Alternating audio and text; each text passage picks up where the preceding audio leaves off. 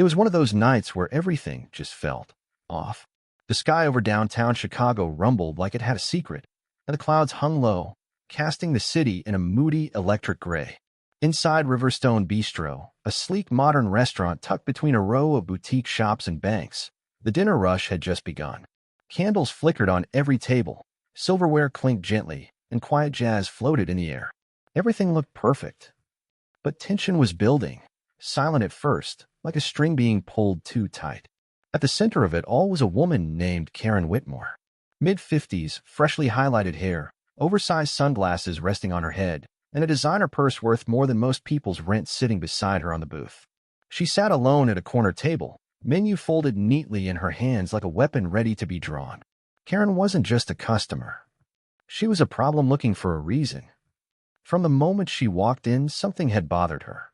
Maybe it was the lighting. Maybe the background music. Maybe it was the fact that the hostess didn't look professional enough or didn't greet her like they used to at the Four Seasons. But it wasn't until Jordan, a young black waiter, approached her table with a warm smile and a notepad that things began to unravel. "Good evening, ma'am. Welcome to Riverstone. Can I start you off with something to drink?" Jordan asked politely. Karen's eyes narrowed like he'd just insulted her. "No," she said sharply, scanning his face. "Where's the other waiter?" "The tall one, white with a beard. He knows how I like things done." Jordan kept his voice steady. "I believe Sam is off tonight, but I'll make sure you're taken care of." Karen forced a smile that didn't quite reach her eyes. "We'll see." Jordan walked off to get her drink, sparkling water with lemon. She had barked out a moment later, and Karen immediately pulled out her phone. She wasn't texting. She was recording. Her voice, loud enough for nearby tables to hear. "I don't know what's happening to this place. Standards are slipping. They're hiring people with no sense of class." The couple 2 tables down shifted uncomfortably. Back in the kitchen, Jordan took a deep breath. This wasn't his first Karen, but something about tonight felt different. Her tone wasn't just condescending. It was cold, calculated, almost like she was waiting to pounce. By the time Jordan returned with her water, Karen was ready. "I asked for lemon," she said, pointing at the glass. "There's a slice in there, ma'am," Jordan replied gently. "Not on the rim. I am the water. Why is this so hard?" He looked at her for a second. Just a second too long. And that was when Karen lost it. "You know what? I don't appreciate the attitude," she hissed, her voice rising. "You people always think you can get away with disrespect. But not with me. Not in my America." The words hit like a slap. Conversations at nearby tables went silent. Even the jazz music felt like it paused. Jordan stood still. His knuckles whitened around the tray, but his face remained calm. "Ma'am," he said slowly, "I'm just here to do my job." Karen smirked. "You won't be doing it for long. I know the owner. I'll have you gone before the night's over." And then she started recording again. "Say something now." "Go ahead," she taunted. "Say something rude again so everyone can see what kind of staff this place hires." Jordan didn't move. He just walked away. In the back, the kitchen crew looked up from their stations when he stepped in. Jordan was well-liked. The kind of guy who stayed late to help close, who took the worst shifts without complaining. The tension on his face told him everything. "What happened?" asked Maria, the sous chef. "She's filming me. Complaining about lemon water," he muttered. "Call me, you people. Want me to talk to management?" Maria offered. Jordan shook his head. "No, not yet." Back in the dining room, Karen wasn't finished. She flagged down a manager, Tyler, a clean-cut young guy in his late 20s who looked like he'd rather be anywhere else. "I want a different waiter," Karen demanded. "And I want this one written up." Immediately, Tyler blinked. Is there a specific issue?" Karen shoved her phone in his face. "Roll the footage back and you'll see the issue." Tyler stepped away from the camera. "Ma'am, if a server was disrespectful, I'll look into it." But nothing," Karen snapped. "This place used to have standards. Now it's just turning into another one of those woke disasters. Do you know how much I spend here?" Tyler nodded calmly. "I understand. I'll speak to Jordan. In the meantime, would you like to order?" But Karen wasn't listening anymore. Her phone was still rolling, and she was muttering to the camera. Let's see how quickly they grovel when this hits Facebook. What Karen didn't know, what she couldn't have known, was that someone else had been watching the entire time. From the far end of the restaurant, seated alone by the window, a man in a tailored charcoal suit slowly sipped his wine. He hadn't said a word, but he'd seen everything. The glances, the tone, the lemon. And the moment Karen started filming Jordan, he reached into his own pocket and pressed record. His name was Mr. Langston, and he wasn't just a customer. He owned the building, and he was about to turn this entire night upside down. Mr. Langston hadn't planned to stay long. He usually just dropped by Riverstone once a month to enjoy a quiet dinner and make sure the place he leased to the restaurant owner was still running smoothly. He liked it that way. Low profile, no attention, just food, a glass of wine, and the city lights. But tonight was different. He'd watched the entire exchange unfold like a slow-motion car crash. He saw the way Karen pursed her lips like she was chewing glass. He saw the slight wince in Jordan's posture when the slurs started slipping through her teeth. And he saw the way every single customer within earshot looked away, pretending they didn't hear a thing. But he heard it. Every word. The phone filming. The insults. The entitlement laced with venom. Langston's fingers tapped lightly on the side of his wine glass as he replayed it all in his mind. His phone, already recording from the moment she raised hers, sat face up on the table beside his untouched plate of steak. He hadn't moved in 10 minutes.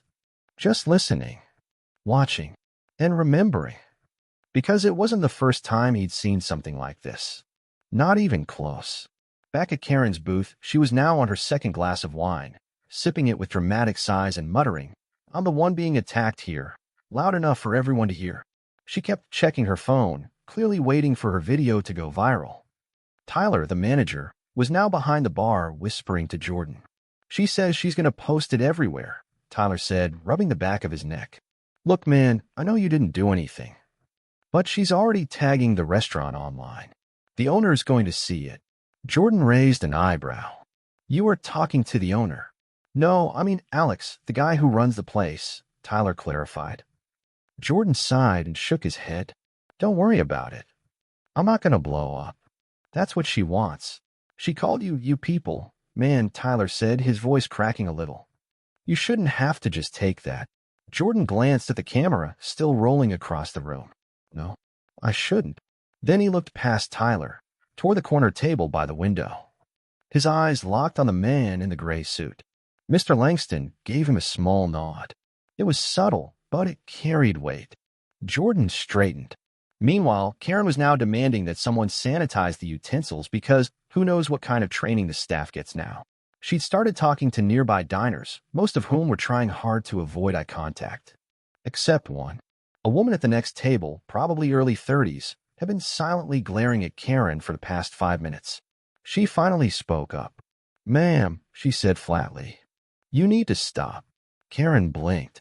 "Excuse me? You're harassing the staff. You're making everyone uncomfortable. Just eat your food and go." Karen's mouth dropped open. "Oh, now you're going to attack me too? What is this reverse racism now? I'm the victim here." The woman stood up. "You're not a victim. You're a bully." The tension in the room hit a breaking point. Karen was now red in the face, visibly shaking with fury. She turned back to her phone. "I'm recording all of this. This is harassment. I'm being targeted for being white." A few heads turned. Someone at the bar whispered, "Here we go." Just then, a deep voice cut through the noise like a blade. "Ma'am," Mr. Langston said from across the restaurant, rising slowly from his seat. "Would you like me to send your video to the leasing board?" Karen turned, startled. "I'm sorry, who are you?" Mr. Langston stepped forward calmly, his phone still in hand. "I'm the man who owns this building, and I just recorded everything you've said. Every insult. Every lie." The restaurant went silent again. Karen's voice cracked. You can't threaten me. I have rights." Langston kept walking. "You absolutely do. Just like everyone else in this room. But rights don't include abusing staff and then pretending you're the one under attack." Karen's face paled. Langston turned to Jordan. "You good?" Jordan nodded slowly. "Yeah, I am now." Then Langston looked at Tyler. "Call Alex." Tell him we need to review tonight's footage. And tell him I'll be sending him mine too. Karen suddenly slammed her wine glass down. This is harassment. I will sue all of you. Langston didn't flinch. Ma'am, you're free to contact your attorney. And I'm free to send this to mine. She stood up quickly, knocking over her purse. Makeup, keys, and a bottle of pills scattered across the floor. Nobody moved to help her. Karen scrambled to collect her things, muttering under her breath, "This isn't over. You people think you're so powerful now, but you'll see." She stormed out of the restaurant without paying, without looking back. And when the door finally slammed behind her, a collective breath escaped the room like air returning to a space that had been choked. Langston turned back to Jordan. "Sorry you had to deal with that," he said quietly. "But trust me, she's not the real problem." Jordan frowned. "Then what is?" Langston's face darkened. "The people who let her act like that without consequences." He took one final sip of his wine and said, almost to himself, "But that's about to change." The storm outside had finally broken. Rain slammed against the restaurant windows like nature itself was done being polite. Inside Riverstone, the air was quieter, but heavy, like everyone was still processing what they just witnessed. Jordan was back behind the bar, wiping down counters that didn't need cleaning, just to keep his hands busy. He didn't say much. Tyler came over and handed him a glass of water. That was intense. Jordan gave a small nod. "Yeah, Langston, man. I had no idea he was that kind of person." Jordan glanced over at the now empty corner table. "Neither did I. Most owners wouldn't have said a word." Tyler looked around. "We should have spoken up too. All of us. Sooner." Jordan didn't respond. He didn't need to. Meanwhile, just a few blocks away, Karen was sitting in her luxury SUV with the engine running and her hands trembling on the wheel. Her makeup had started to smear from the tears she wouldn't admit she was crying. She was red-faced with rage, not regret. On the passenger seat sat her phone, still open to the video she had recorded earlier, only now the comments were flooding in.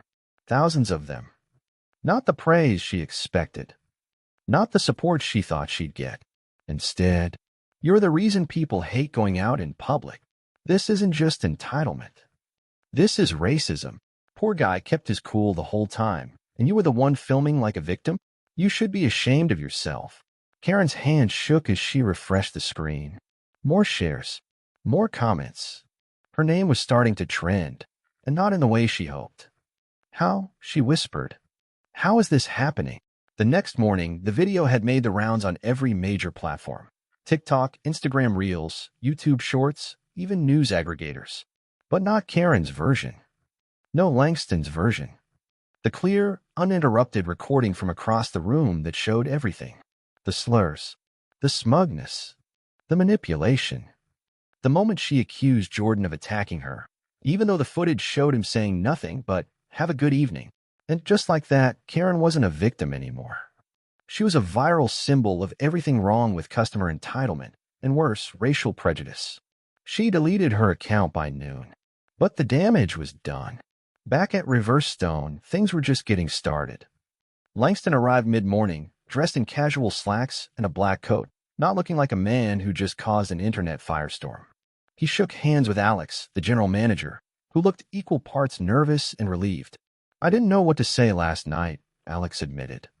"You saved us." Langston waved it off. "Didn't save anything. Just told the truth." Still, Alex hesitated. "We've had incidents before. Minor stuff, but nothing like that." Langston nodded slowly. "You ever speak to the staff about it? I mean, we have HR protocol." "No, I mean really speak to them. Ask them what they deal with. Ask them how often this happens." Alex looked uncomfortable. "We've tried." Langston sighed. "Try harder." He walked over to where Jordan was restocking glassware. "How you holding up?" Jordan looked up, tired but smiling. A little overwhelmed. "But better." Langston studied him for a moment. "You ever think about managing?" Jordan blinked. "What? You ever want to run a place like this?" Jordan laughed lightly. "I mean, maybe one day. But I've barely been doing this for 2 years. Langston's tone turned serious. "Experience isn't just about time. It's about how you handle moments like last night. I've seen people with degrees fall apart under less pressure. Jordan looked at him, stunned. You offering me a job or something? Langston smirked. Let's just say, I'm planning something, and I want people like you involved. Before Jordan could respond, Tyler rushed in from the front, waving his phone. Guys, you need to see this. On screen was a shaky video film from across the street, Karen again. Only this time, it was after she left the restaurant. The footage showed her yelling at a cab driver, calling him names, trying to block his car with her body. And then, when another bystander tried to intervene, she screamed the same words. You people are always trying to make me the villain. Langston watched it silently. Tyler shook his head. She's gone full meltdown. Alex frowned. What's wrong with people like her? Langston's voice was quiet but sharp. They never think they're the problem, until the world shows them a mirror they can't look away from. The video made it to the news that evening. Headlines called it Karen at Riverstone, the night that changed everything. But behind the scenes, Langston was already working on something bigger. He was making calls, setting up meetings. Because this wasn't just about Karen. This was about an entire system that let people like her feel invincible. And he was done letting it slide. Jordan didn't know it yet, but his life was about to change. And so was the restaurant industry around him.